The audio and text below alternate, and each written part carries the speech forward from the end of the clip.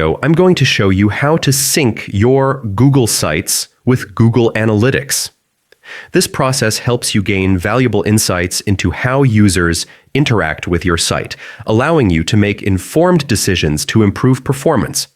Start by opening your Google site and clicking the settings icon at the top right, which looks like a gear.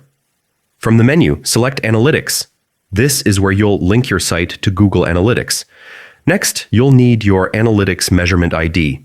This unique identifier allows Google Analytics to track and send data about your site traffic.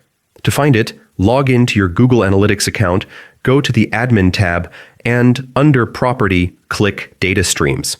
Your measurement ID will be listed under Web. Go back to Google Sites and paste your measurement ID into the blank field in the Analytics section. Make sure it's accurate, then save or confirm your changes. Once this is done, your site is officially linked to Google Analytics. From here, you can track visitor data such as where your visitors come from, which pages they visit, and how long they stay. This information is invaluable for improving user engagement and making your website more effective.